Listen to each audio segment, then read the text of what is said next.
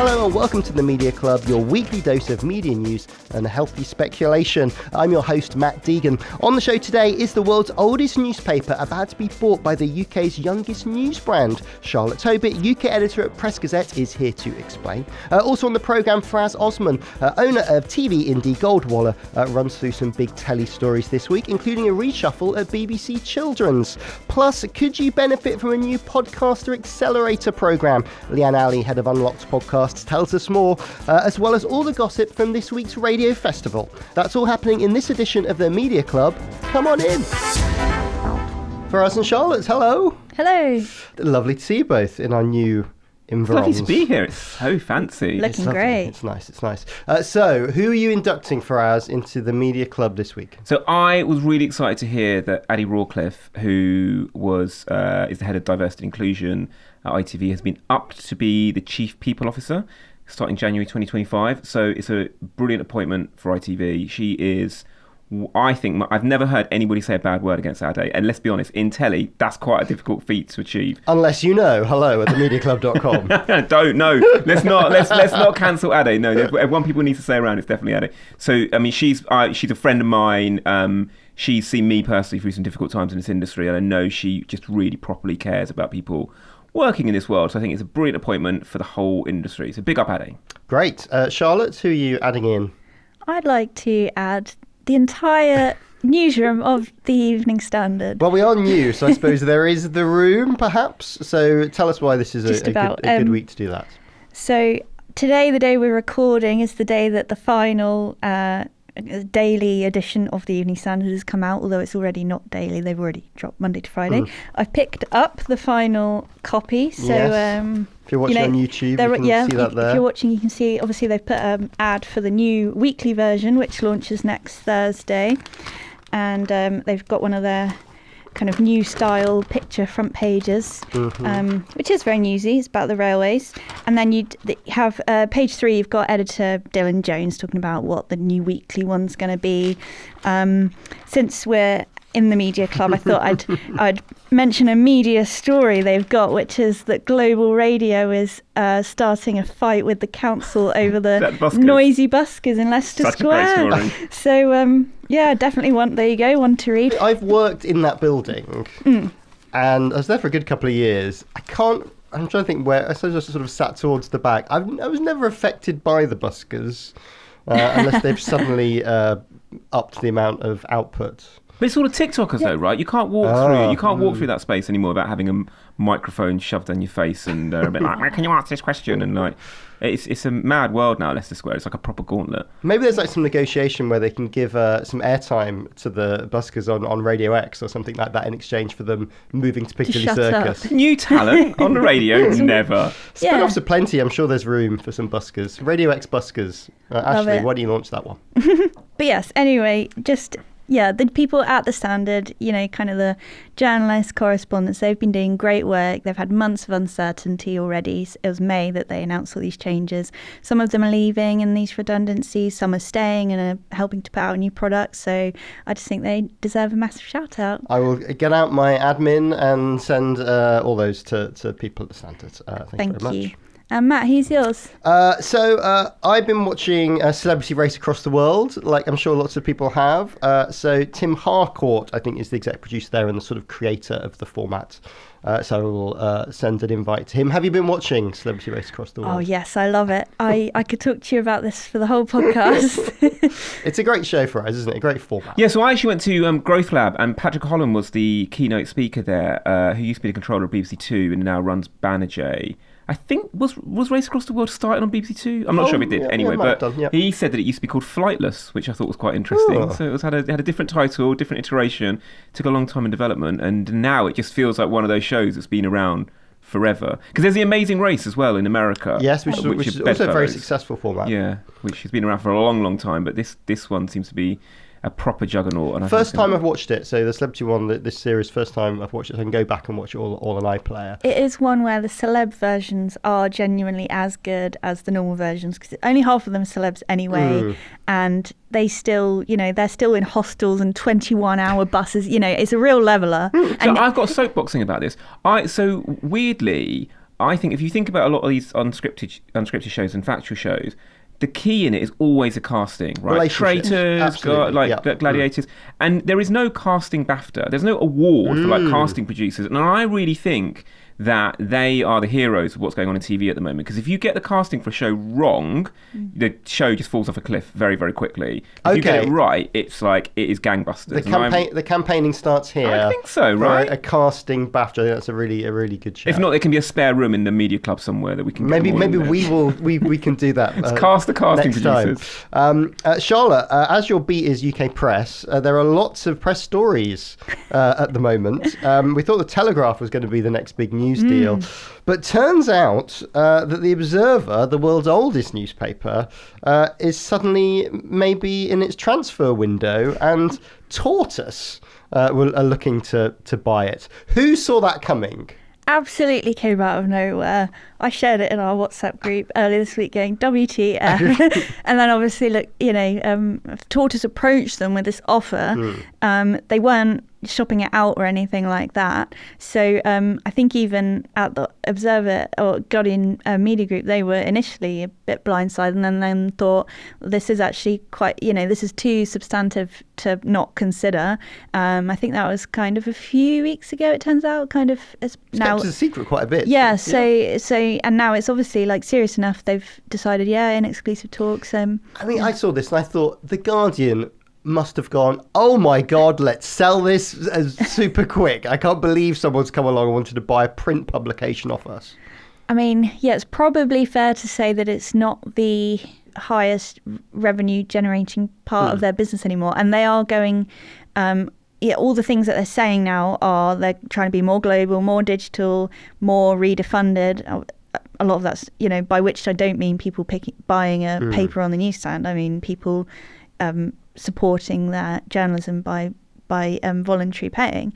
So the Observer doesn't fit so much into that. It's odd because you've got, the Observer's great journalism and they produce a great paper every week. I'm sure lots of people listen to this probably get it on a Sunday.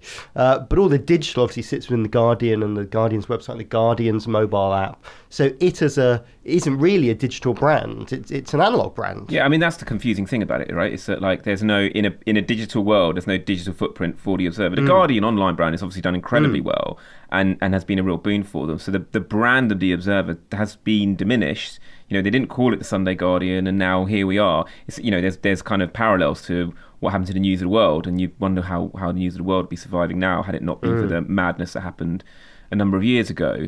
But it's certainly, I think it's actually a really interesting play once you kind of start piecing it all together. I think what's really interesting is that you've obviously just seen the new Evening Standard going weekly, so there is clearly an appetite in the market for a weekly long read. Well, look at the Spectator. It's just been sold for 100 million. The news weeklies is something. Why did Tortoise want it? So, from what I understand, although I should say, shout out my colleague Dom has, I think, just like as we record, spoken to James Harding. So we'll hopefully have more tomorrow. But Tortoise currently is all digital, kind of some in-person events, but really it's all about digital, in particular about the podcast. It started life really long read, slow journalism, but they discovered that people weren't reading all the way through. Podcasts, people were happy to engage with long-form investigative journalism, and they kind of built up a bit stronger business around that. Some good successes for those. Oh yeah, like Sweet Bobby, Hoaxed. There's quite a few, and some of those have actually just gone on to BBC Sounds. They've done a deal. So, and Sweet Bobby's going to be a Netflix drama. So, like in all of that, they're doing quite well. So I think the play is that the Observer will be kind of a print add-on, where print is the main medium that they currently don't have anything in. And they want the Observer staff, so they want that. It's not like they'll just shove. Well, the Observer staff are going to sort of almost dwarf the Tortoise's staff. Are they going to change the title? Is it going to be like Tortoise Observer, like Springwatch? but are they going to? Do you think they'll change the title? I'd be. In some ways, Observer a better brand than Tortoise? Yeah, I think a lot of what you're buying is the brand. So why would you change the name? There's a bit of me that looks at this and Tortoise as an emerging media company would have been through funding rounds, and their last funding round was very podcast focused. So that's sort of what they said. We're kind of a podcast business now. I look at this and go, were they coming up to a funding round need, and did they need a new big idea? And you can often go and raise some cash on a big idea. So this idea of, hey, we're going to acquire a legacy publication, attach that to the brand. I mean, I've got a different theory. Go on. And my theory is that it's all about IP, right? So there's been lots of chatter about how journalists are securing the kind of the Netflix rights with, something like Sweet Bobby. They're kind of going, right, okay, let's break a story, but let's make sure we hold on to it so we can turn it into a film and turn it into a book and turn it into a TV series. So I wonder if it's like, what's the quickest way that we can obtain as much journalistic IP as possible so that we can then go on and sell that as films and TV programs and books. And this feels like it kind of ups, puts a complete rocket up there. I don't know. Interestingly, The Guardian itself is doing a lot of that because it's got a big deal with Sony for like First Look. So I was kind of caught in the middle of who wants to do that. If you're a journalist, really your job, you're just in the IP funnel. That's your main. Honestly, I know it sounds flippant, but I think that's where we are right now. It's like, they see it as a way of going, right, how can we make sure that we're the ones that own the story from beginning to end? Because for a lot of for the reality of both film and television, you look to newspapers and journalism to find a really interesting story that you can turn into something. And so why would they not be at the start of that and own it a bit more?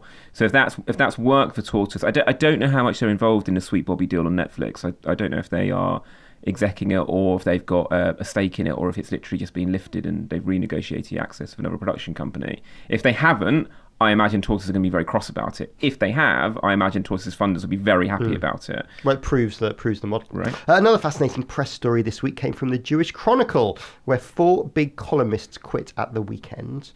Charlotte, these are major writers, so Hadley Freeman, Jonathan Friedland, David Aranovich and David Baddiel. What's happened that's prompted this? There was a freelancer called Elon Perry who had written articles basically saying that they were based on intelligence sources. Now it seems it might have been like a single anonymous source. That's all a bit unclear, but the Jewish Chronicle did an investigation into his pieces and have deleted them all and said it wouldn't work with him again. And some of these stories seem to have been used kind of as justification for Israel to carry out operations. So, it's quite, has implications.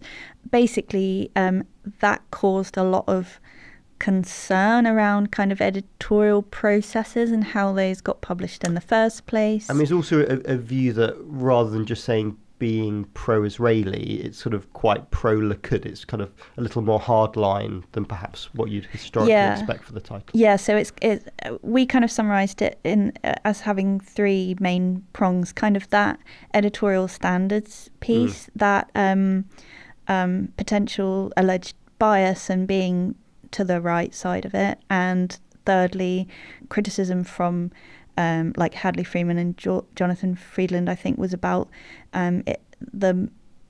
it's quite murky who the ownership has been in recent years. There's still a big question because it was sort of acquired, wasn't it? Or it was going bankrupt. It was sort of saved, and was saved, but we don't really know who saved it. And like Robbie Gibb was part of that team, and now it's transferring to being a charitable trust, which might be complex from its political stance as well. Yeah, because in the UK, it's also been difficult for a news media publisher to be a charity, and recently that's begun to be a bit easier, but that's more been for like there was a local one, for example, the Guildford Dragon, so that's quite complicated. But this isn't like a sudden thing. Like, there have been concerns before, and twice in 2 years there's been a group of basically people who have either won IPSO press regulator complaints against the Chronicle or won libel cases against them. They've been asking IPSO to begin a standards investigation, and IPSO kind of said we're monitoring it, and IPSO has done various kind of more low-level work with them, and got a new editor a few years ago, and and they said last year kind of they won't be cowed by being bullied by groups like that. So it's it is a complicated history, but it's really interesting that it's kind of reached this mark where so many columnists have spoken out about it. Yes, one we'll keep an eye on. Faraz, away from the press for a moment, to your old stomping ground of children's TV, and there's some restructuring going on in Salford. I think 11 jobs are going to go, and they're going to outsource presentation. Yeah. What does that mean? So presentation is probably known by a lot of listeners as the broom cupboard back in the day. And it's a real kind of iconic part of BBC Children's, both CBeebies and CBBC. And it's been kind of a real part of its identity. There have been some interesting questions raised about when CBBC goes online, which is slated to happen in the next few years. That's coming off linear television. Correct. Yes, it's coming off linear television. Yeah, and being an online being an iPlayer only brand, which to some extent makes sense. Yes. Like a lot of children go to iPlayer to watch CBBC, and it's now very much the way that content is consumed. But questions have been asked about Newsround and presentation. Does this presentation exist in an online space? I actually think there's some really interesting innovation to be done there, where, if you go to iPlayer, it'll be really interesting to press, open it up and then see somebody tell you this is what you've missed since the last time you've opened it. There could be some really cool, both programmatic and also AI-led innovation around. Like, also, a lot of YouTube is in effect Prez. Right. When you watch vloggers and people talking to camera, I mean, it takes an element of what they've been doing for 40 years. Yeah, but essentially what's happened, the way that it's always been is that it has been links. It's the broom cupboard. It's like coming out of one cartoon or TV show and getting into the next one based around a wrapper of identity, which has always been a key staple of children's television in the UK, not just on the BBC but across other channels as well. So I think it is a shame, but it is part of this conversation about how much should the BBC be making themselves and how much should get tendered out. So it does make sense that this does get tendered out. Is this the privatisation of Hacker T-Dog? I wouldn't go that far. If people don't know who Hacker is, I very much suggest you look him up because he is a comedy genius. I do see that, let's put him on tour. Like, you can start open up those opportunities once you start looking at commercializing it and also kind of taking it out to other tenders and other production companies that can do something with it. So look, it's always a shame when people's jobs are at risk, and obviously it's a place that's really close to my heart, and I know how hard the people there work. But I think that we do need to start thinking about is it still going to be right moving forward, particularly with how today's children are viewing that content as opposed to how their parents are viewing that content. Did you also see that Balamory is being What's rebooted? The story there, Matt? I never watched Balamory. It wasn't my thing, but I know that it's everyone's gone nuts for it. It's going out to tender. They're looking for a production partner to take it on, I think, obviously in Scotland. I imagine that's a big commission. I would have thought so, yes. It's a big, scripted piece, and has got a lot of kind of attention attached to it.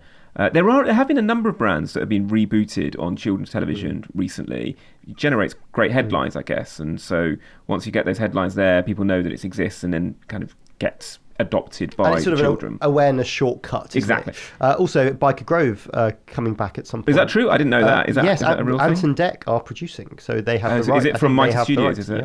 Yeah. Interesting. So I think they said at the NTAs that they're in story development at the moment. So. Well, I will make sure I protect my eyes and ready myself to watch that. And one last story before the break. And Charlotte, it's a big week for the Murdoch empire, with the family in court to work out not necessarily who'll own the company, but who'll kind of control the company after Rupert retires. This just never stops. The story of succession never stops. I just love how genuinely close it is to the TV show. It's mad. Essentially it had been set up so that his children would get kind of equal or relatively equal say over what happens to the company after he dies, and he essentially wants to change it so that Lachlan, who is his eldest son, has the most control, and that's because they're the most kind of ideologically in line and like Fox News to the right and things like that. So it's because there's 6 children, there's sort of 4 older ones and the 2 new ones. Yeah, it's really about the 4 older ones. Yeah, so all 6 share the ownership.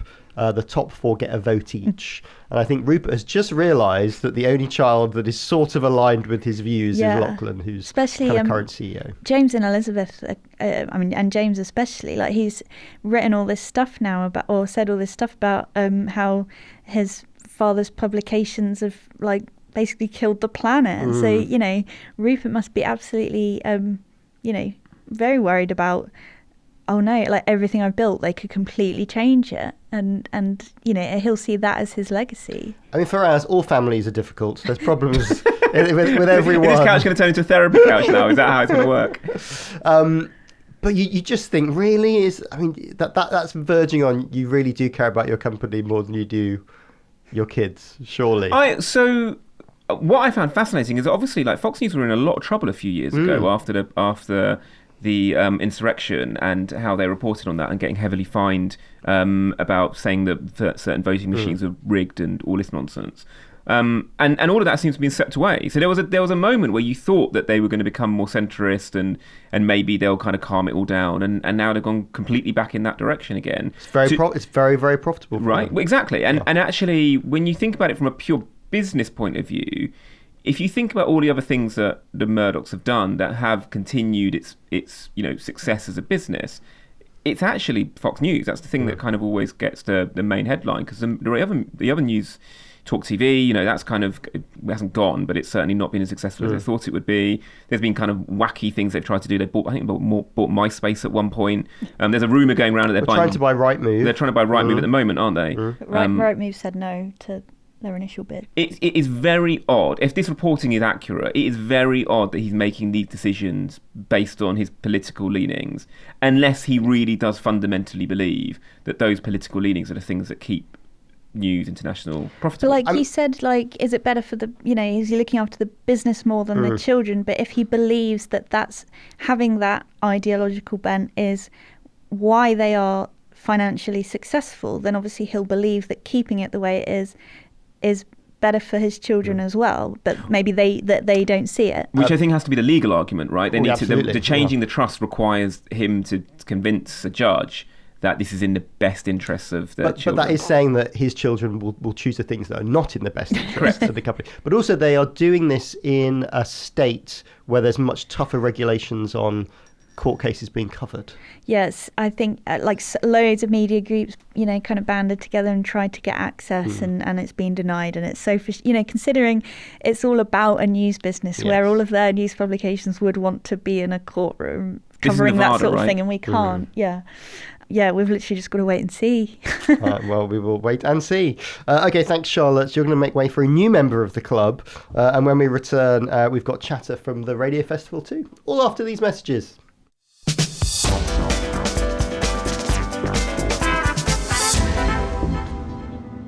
Hello Media Club listeners, Patrick here from Podcast Discovery. We market podcasts, and this week we've been thinking about the rule of 7. Everyone in marketing talks about how an average customer needs 7 points of contact with your brand before going to the effort of interacting with it, and podcasting is no different. That means once you've heard just 6 more of these, you'll be getting in touch to talk to us about your podcast, and you'll be doing that by heading to podcastdiscovery.com. That's podcastdiscovery.com. There are over 4 million podcasts in circulation, and that number is growing. And to make sure that your show really stands out, you need more than just great content. You need a professional touch. That's why we record at the Podshop Studios, a state-of-the-art podcast studio right in the heart of central London. At Podshop Studios, expert engineers and industry-leading kit guarantee high-quality recordings every time. And if, like us, you're filming a video podcast, there's no better setting to make your guests feel comfortable than inside their lovely studio. I mean, just look at it. Whether you're just starting your podcast journey or a seasoned pro like us, Podshop is the ideal place for recording content that cuts through the noise. And for a limited time, you can get 25% off your first booking at Podshop Studios, where we record the show every week. Just use the code MEDIACLUB when booking at podshoponline.co.uk. That's podshoponline.co.uk for a 25% discount using the code MEDIACLUB. Now Faraz is still with me, but we're joined by Leanne Alie. Hello. Hi. You were inducted last week into the Media Club by Aradna. Yes. So we're glad that you have shown up. You've flashed a membership card, and here you are on the sofa. Welcome. Thank you for having me. I feel like I'm in IKEA in the best way possible. Is this how it works then? So if I nominate Margot Robbie, does that mean she's going to be here next week? Well, it means producer Matt Hill has to go off and do some harder work, but you know, you can always try. Beyonce, please, Matt. That's. Oh, please! But I'll tell you what Beyonce's done this week. What's Margot Robbie done this week? I just like want to Just stand sofa next to existing. Margot Robbie. I was like, as much as I love sitting on sofa next to you as well. So, Leanne, we heard a bit about what you're up to from Aradna, but last time we met, you were at the BBC doing podcast-related things. So just explain your new gaff. The new gaff. Yeah. So I've just started a podcast production company called Unlocked, which is part of the Partnership Group, which is a bigger organisation made up of a load of like smaller agencies. So their kind of longest standing business is the Artist Partnership, which is a talent agency. So they represent lots of actors and writers and directors. They also have 2 below the line agencies, media rights company, book publisher called Own It, voiceover agency, and a TV and film development company. And so podcasting definitely fills a sort of audio-shaped gap. Yeah. It must be quite exciting to be in a startup. It's exciting and hard work, but in the best way. I'm just really enjoying the creative freedom of it all. It is a massive shift from BBC. Yes, I can imagine. So you've kicked off announcing an accelerator. So what are you after? So I announced Amplify a couple of weeks ago, and the reason I came up with it is because I was speaking to my bosses and they were like, we need more shows, and I'm like, well, we can make a load of shows and kind of throw things out the wall and see what sticks, but actually there's so many really amazing great shows out there, independent shows, that could do with the support that we have in-house and the expertise and the knowledge that we have, because all those different kind of parts of the business that I just mentioned are really useful for podcasters in terms of exploiting their IP to its fullest potential. So I'm looking for mid-sized podcasters. So sort of existing shows that maybe have been just on their own trying to do something. Exactly. Okay. Independent shows that are mid-sized, so they have around maybe like 2,000 to 5,000 listens per episode, always on, but they can be seasonal. And like content genre-wise, I'm really, really open. I mean, because it's me, I'm always really interested in stories from underrepresented voices and hosts. And I just think it's going to be a really interesting, impactful thing, because coming from someone that's previously been an independent podcaster, I know one of the biggest barriers to growth is lack of resource, and we have a lot of resource in-house. We have all the different parts of the business, we have access to talent, we have a studio in our office as well. So in your past lives, bit of time at Spotify, bit of time at BBC, where you're involved with some new talent schemes, what have you taken from those for this? I think there is so much power in kind of supporting grassroots just generally, whether that be talent, whether that be shows. And kind of I've been a part of that with Multitrack, been a part of that with Audiolab, and it's all about paving it forward for me, because once you pave it forward, I just feel like the more creativity can flourish. And I think we're in a time specifically right now where there's being so much money thrown at big talent shows. Yes. And of course, that's part of what I'm doing as well. But I think at the same time, I think it's really important to invest in that, because with the way that we engage with podcasting changing, being it video first, seeing as where we are, it just makes it so much harder to break through as an independent. Yes, as that's grassroots. very true. Yeah. And it's all because the way that we consume media has changed now, because social media is video first. Well, how TikTok is video first, Instagram is now video first, even YouTube is now prioritizing podcasts as a video first format. But as a podcaster who is kind of just used to doing audio, it's really difficult to break through. It is. Faraz, a new commission for you, I hear too. Oh yeah, so we're doing a really fun thing of ITV, which is with Lee Ridley, who won Britain's Got Talent as a Lost Voice guy, and we're pairing. Trying. What do you do when you have two people? Thruppling. That sounds weird. A duo? No, there's 3 of them. You don't pair somebody. Anyway, whatever. We're putting him together with a group of other people, including Jamie McDonald, who's a comedian who happens to be blind, and Ishan Akbar, who you may know as a headmaster from the last season of Sex Education, who has hearing loss. And so one of them doesn't speak, one of them doesn't see, one of them doesn't hear. It's called Evil Escapes. You could probably guess why. And we're going to put them in a car, and they're going to go around the country seeing some wild and wacky things that Britain has to offer. We're really excited about it because we think that it's going to show disability in a really kind of accessible and fun new way. And I've got an amazing team as well. So it's going to be a big look if we get it right. We're going to get it right. We're going to get it right. And that's on ITVX? That's going to be on ITVX. And then we've got another thing that I don't know if I can talk about yet. You always say this. But when I can talk about it... You'll be back. The bells will ring. Yeah, should we say that? Or like, I'll get you to stay another day? Or like... Okay. Yeah. I'm pretty excited about that. So that's another thing that we'll be doing soon. And oh my God. got a couple of exciting things in development as well. That's good. Do you think that is an amazing... Can I just take that? Can I take that expression and put it into a commissioner meeting? Offline. Do you think there's been a bit of a thawing in money and things flowing through the sector, or are we just still in a little bit stuck? Look, we had a crap beginning of the year. I'm not going to pretend we didn't. Like, a small, medium-sized production company, and really, really felt it at the start of the year. Things are starting to unlock for us, but I don't even want to come close to saying that it's coming back again. There are a lot of freelancers that are out of work right now. There are a lot of people that are really struggling. There are a lot of production companies that are doing what they can to, maybe we got lucky and we managed to land a couple of commissions.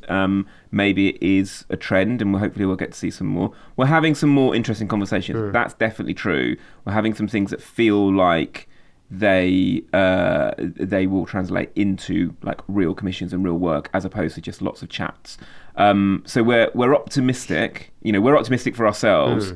I just want to get back to hiring, and I know that sounds like a really obvious thing to say, but I genuinely just want to get back to hiring some really great people who I know are considering leaving the industry right now, and we've got to stop that. Yeah, absolutely. There's some really, really, really sad stories out there, both with people's health and people's finances. And the sooner we can get the work going again, the better it is for everyone. Also, there was quite a bit of positivity at the Radio Festival on Wednesday. I think, Leanne, you were there. I was there as well. I heard David Prest, who's the MD of Whistledown, who was talking about the great Post Office Scandal radio show and podcast that he makes. He was listing a litany of things commissioners shouldn't say to people pitching. I was sitting next to Mohit from Radio 4, who was somewhat laughing along. My favourite line, he said... that he sort of heard, I love this idea, but can we get Beyonce to present it? Did I just say that 5 seconds ago? Have I not heard that 1,000 times? Not from me.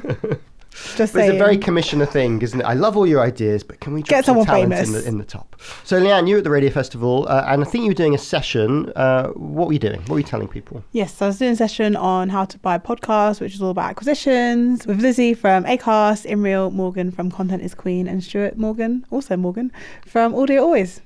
So, buying a podcast, what does that even mean? I mean, I kind of think of it more as like acquisitions. So that's kind of like my strategy with Amplify. So instead of making a load of stuff from scratch, look at what's already out there and how you can kind of grow and develop it. And I thought Stuart had a very interesting approach to that, because they acquired Help I Sexted My Boss. Yes. And they've got a whole load of shows in their network, and they kind of look at how they can add audience value to the shows that they add to their network. Whereas I feel like I'm taking a slightly more different approach by looking at shows that I think have potential, especially in the IP space, in terms of translating into other forms of media that we can help grow. I mean, Faraz, it's very like sort of television in some ways. So if you've got the resources to make things, podcasting is becoming very much like television. You're absolutely right. It makes more sense to acquire those ideas and sort of not only do a better job at them, but you can do a more efficient job at them. Yeah, and I think also plug in a load of resources to amplify them. No pun intended, but like to literally like lift them up to get more audiences and help them sustain. Like the thing is, a lot of podcasting seems to start as hobbies, and people are doing it themselves, and then they get an audience. And we always talk about how the best podcasts are the ones that feels like you're chatting to your mates, and so they need to always start from a place of authenticity. But you get to a certain point where it's a lot of commitment, to keep it going. People expect a lot from you. So knowing that there's an avenue to scale it, I think is always a good thing. Are people buying feeds? Is that a thing? Do people do that? Well, there's definitely some big questions, aren't there, Leanne, about if you start a show somewhere and then you go elsewhere, can you take that feed with you, or negotiate to take that feed with you, or buy it from the old owners? Because obviously it has people on it. Generally, though, what happens is people are having to start from scratch. There's not a lot of deals that I've seen where they've been able to do that. Yes, well, it really, I think, depends kind of like deal to deal. I remember with Audiolab, I was very specific on if the BBC doesn't pick it up after a year, you can do whatever you want with the feed. And we'll be doing a similar thing with Amplified. Like, the idea is that you come on board for a year. If we both want to keep working together, we'll keep working together. Otherwise, you can take the feed. A bit like porting your own mobile number to a new network. But are people like nefariously buying feeds that had an audience 6 months ago, and then they're a bit like, let me stick something else on it now? You definitely see some recycling, don't you? Yes, and that's where you know the deal was not done well. Have I walked into a scandal? No, the podcasting world? I mean, nothing's happened like recently, but I can think of a Spotify show, and I can also think of it wasn't a global show, but the hosts moved to global because their feed got taken over. Luana, you know them, those guys? Louisa and Anna. Yep. Yes.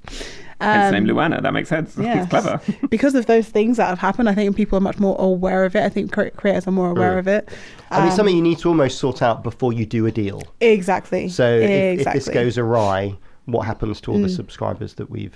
I'm thinking more if you don't want to do it anymore, but you've built up an audience of 10,000 subscribers, and you're a bit like, well, I've got this feed, and then suddenly I open up my podcast app and there's another show on there. Yeah, owners are definitely recycling them to other shows. Wild. I mean, it's that thing of it sort of annoys people because they're like, why the hell have I got this on my iPhone? But so that bit when U2 put their album on everybody's iPhone. I think probably very similar to that. But even if it lasts for a week, it's got a brand out there. It's allowed people to sample the show. You might as well do something with it. And arguing for the operators, they have also spent a load of money building audience to that feed and to that show. Show doesn't exist. Let's get some value from that feed. Yeah, I mean, it can also work in a positive way. So the first show that I launched with Unlocked, relaunched, is the Reggie Yates podcast. Yes. So that was first live back in like 2018, 2019, and we've reused the feed to relaunch it. And it's been great because... so people who subbed to it back in the day, seeing the same show, they're not having to find it again. And that's cool. Yeah, and it's a nice surprise for them that it pops back on the phone. Right, just enough time for the media quiz. Let's see how much you've been paying attention to the media news this week. It's entitled... This week's edition, America First. There are several UK shows gaining attention in the States this week, so let's test your knowledge on what's going on across the pond. Okay. So buzz in with your names if you know the answer. So Faraz, you will say... Faraz. And Leanne, you will say... Leanne. Let's play... America First. Question number one. Do we have to? I'm not doing a Donald Trump impression. Right, question number one. Hat-Trick Productions are bringing Have I Got News for You to the US, but which network? Faraz, I know this. It's CNN. It is. Because Mark Thompson, I don't know if it's because of Mark Thompson, but Mark Thompson, who used to be the DG of the BBC, is now heading up CNN. And one of his first big moves is to bring Have I Got News for You? Fair play. Good intel. I was surprised that it's not on CNN International, so we can't watch it in the UK. But we can watch it in the UK because the BBC have acquired the rights to the US version. We'll be able to watch that on iPlayer. Right, point to you, Faraz. Right, question number two. Netflix has revealed that 4 British-made shows are the most popular of the year so far. But can you name them? Leanne, Bridgerton, yes. Supercell, I can't think of any more. Baby Reindeer. Yes. And what's the fourth? Is Supercell right? Supercell is not correct. Okay. I thought it was. Bridgerton's right. What else was even on? The Crown? No. Sex Education? No. One is it's sort of crime related. Crime related? They're both crime related, actually. Crime related. This is how you know I haven't watched it. Fool Me Once and The Gentleman. I haven't watched either of those. Both good watches in slightly different ways. Baby Reindeer, Bridgerton, Gentleman, and Fool Me Once. Faraz, what does that say about the success? Commit a crime, get yourself a Netflix show. That's what that says. It says that we continue to be the best in the world at making TV programmes. Thank you very much. I've always said that. I always believe it's true. I'd love to see some more factual and non-scripted shows in there, of which I think we're obviously the best at. But I think, it's good news. It is good news. It's good news for us. Right. I will say that's a point apiece. Okay. Question number 3, final one. Which British film director is Apple TV working with on a new movie about the Blitz? I know what it's about. I have no idea. You take it. Steve McQueen, right? Correct. Oh my God, I did read this.